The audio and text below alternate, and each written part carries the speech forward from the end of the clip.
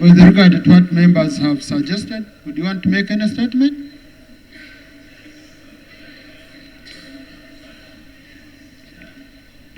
Right Honourable, I am shocked to see that members of Parliament can come here and make allegations, even without tabling evidence, even to against colleague members. How I have given money, how I have said I've given money, how they have picked it from cabinet platform, even when they are not members of that cabinet platform. It lowers the dignity of this house. Yes, Right Honourable, my right to be heard is inalienable. I have the right to be heard. I'm one individual against all of you. I have the right to be heard. Right Honourable, as I informed this house, I went to court. I'm still in court. So,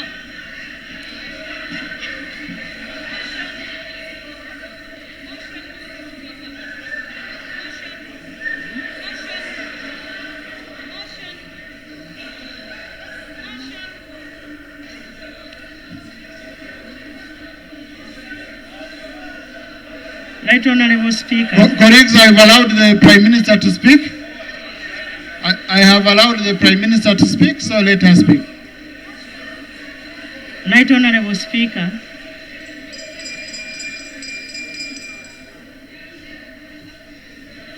I want to thank you, Right Honourable Speaker and Honourable colleagues. Right Honourable Speaker and colleagues, I want to thank you for giving me this opportunity. On behalf of government and on my own behalf,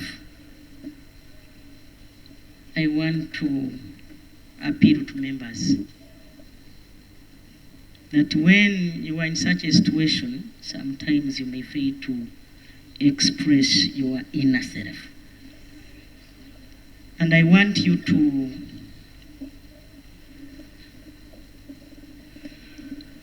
feel for her.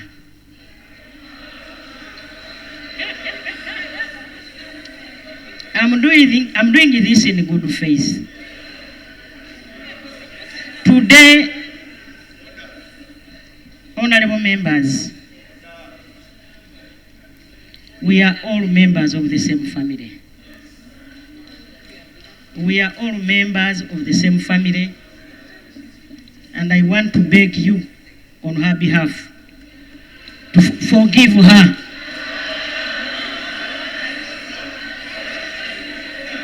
So, Right Honourable Prime Minister, can you invite a member who is answering her own issues to come and extend the apology? Right Honourable Speaker, recently, colleagues, let's please, this is our senior leader. This is our senior leader. Let's listen. I have never been in an LOC court in my life. I have never been in any courts of law in my life. I have always listen to the Prime Minister, please. I have always tried to solve issues that come across my way. And like that, we have been able to deliver to our people. So I wanted to request my sister. Yeah. Honourable Panado, no, wait. Honourable Panado, please. No.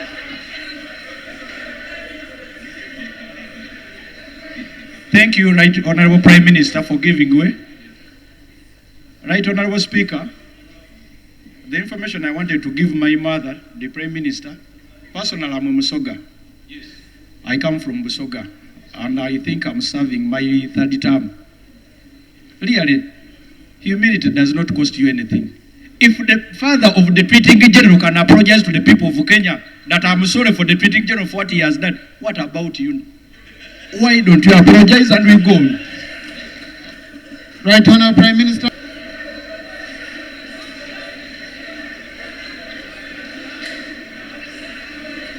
Honourable members,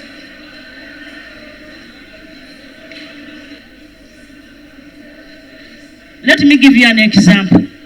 Do you remember recently when I went to court in order to help an old woman who was in prison? Today, I have been, so for me, you know, in Uganda, I cannot speak Uganda here.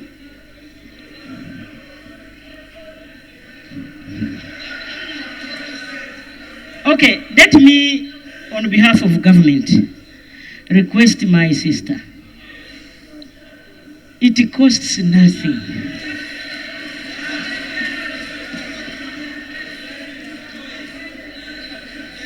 It costs nothing. We don't need to drag this house in this.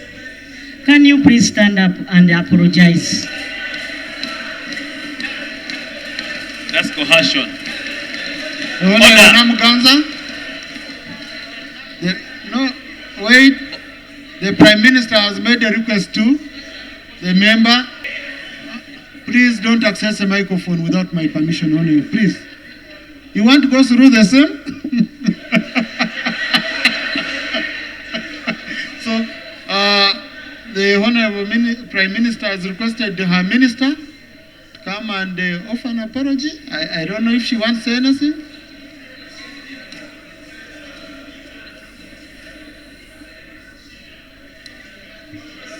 Right, Honourable.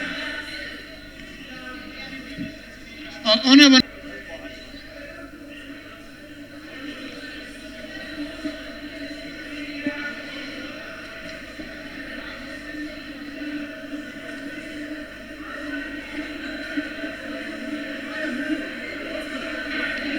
Honourable Namuganza, you want to say anything?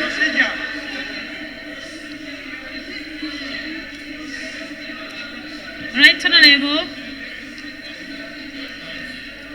And honourable members, if I hurt you in any way, I regret. Procedure.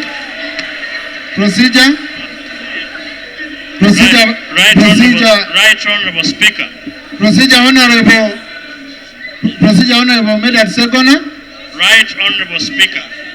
There's a procedure. Must be Colleagues, Honourable Wadiomu, please take your seat. Colleagues, please, Honourable, take your seat. Mr. Speaker, Yeah. if anything must be preserved and protected by this Parliament, it is conscience. The Honourable Minister has demonstrated that by her conscience, she does not want to apologize. Number two, discipline is a personal matter. It has nothing to do with government. It has nothing to do with leadership.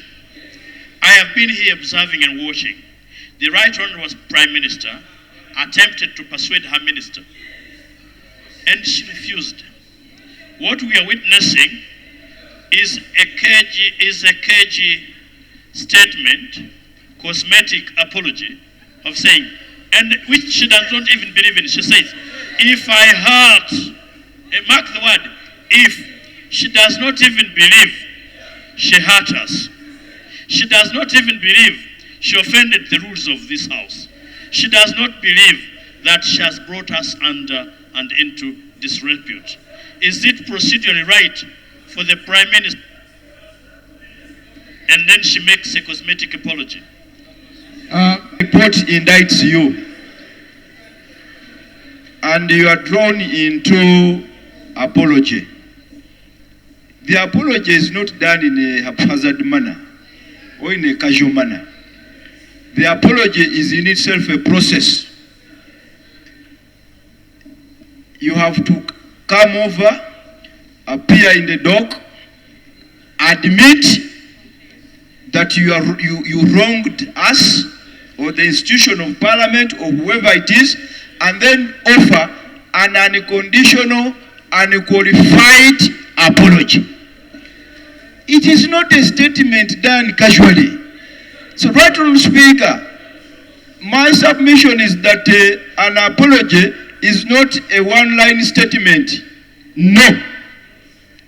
The due process in our rules must be followed if a member is willing and ready to apologize upon being indicted by a committee report. In the absence of that, Right Honourable Speaker, I want to move a motion under Rule 59 that the committee report be adopted mutatis mutandis. I submit. Colleagues, you see, we have different types of apology. Listen to me. Listen. Hey, I'm the speaker. You can't say no because you see, I'm the one who rules. Now you're saying no. So you better come here. Now, apologies to do with like statements made here.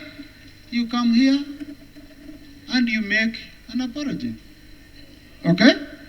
You make an apology. Then we have apologies that are recommended from reports of the House. Okay? So meaning for the apology of the Honorable Namuganza to be formally accepted here and we discharge that item off, it would, number one, the House has to adopt that indeed we accept an apology. That's number one. Then number two, we follow the formal process of an apology, whereby a member goes out, comes, stands in our dock, and then admits, and he says, I'm apologetic. Okay? Which would include withdrawal of the cases in court, because you cannot apologize when we are still in court. You have us in court and then you apologize. So that would be a formal process. And colleagues, we have a motion. We have a motion on the floor. So I have to put a question on the motion. But there is an amendment which was proposed first. Honorable Ssemujju, you have a procedure matter? If you allow me just to give a one sentence background. Yesterday, we were here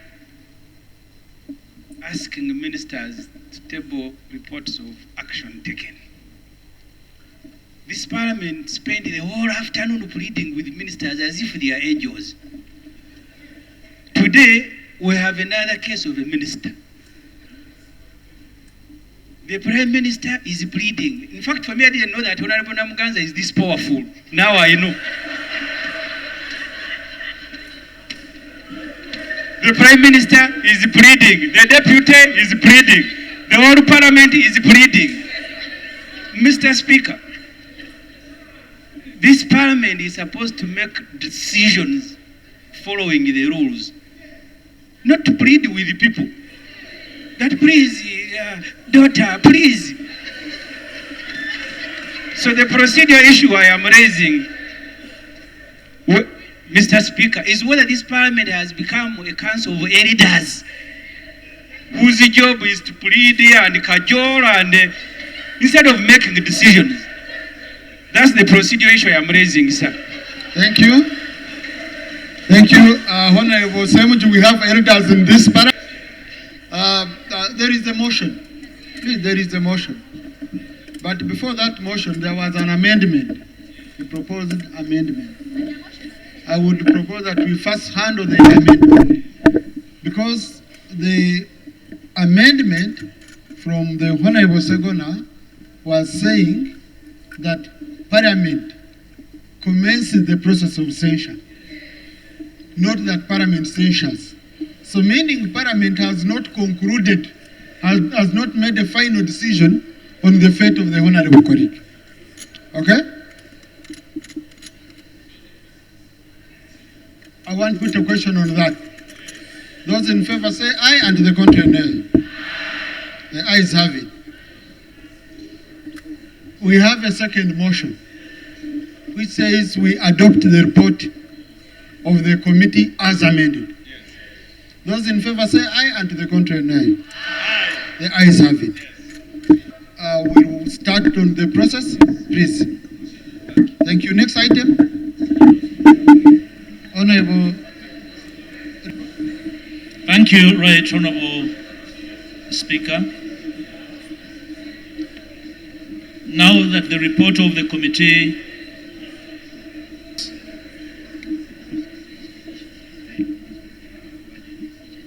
I am very sure the member so investigated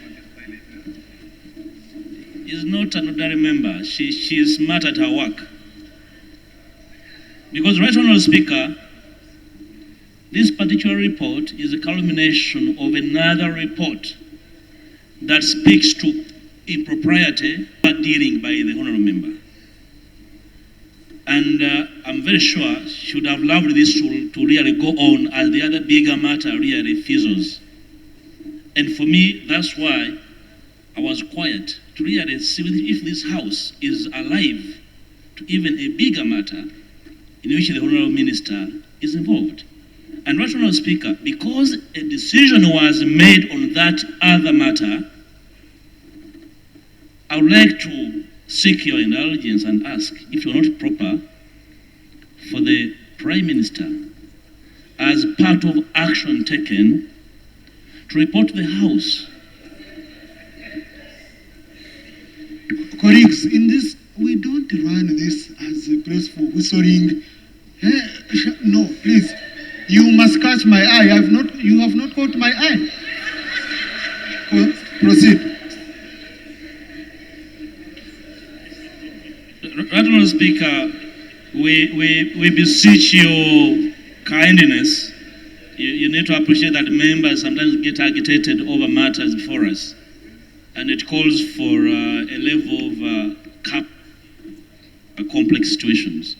The prayer I was making to you, Right Honourable Speaker, that while this was going on, we have a matter to which this House made a decision relating to the Honourable Commercial Committee. And the decision of that committee report are not contested.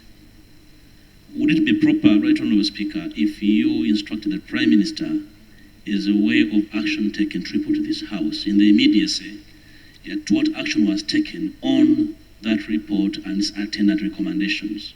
Thank you. Thank you. Thank you, Honourable. The report was tabled and we received a decision which was tabled on your behalf by the Honourable Medal Seguno as instructed. The action taken report, okay? There is a part that was done, and I propose really we don't reopen that. Let's go to another item. Rob, if there is, and we task the Prime Minister to indeed raise it. Because the action report was brought to the House. Okay. Colleagues, we closed this matter. Okay?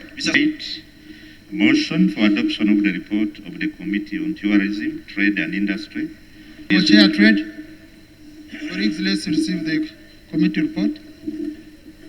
Meetings held by the committee. Report of the Committee on Tourism, Trade and Industry concerning the petition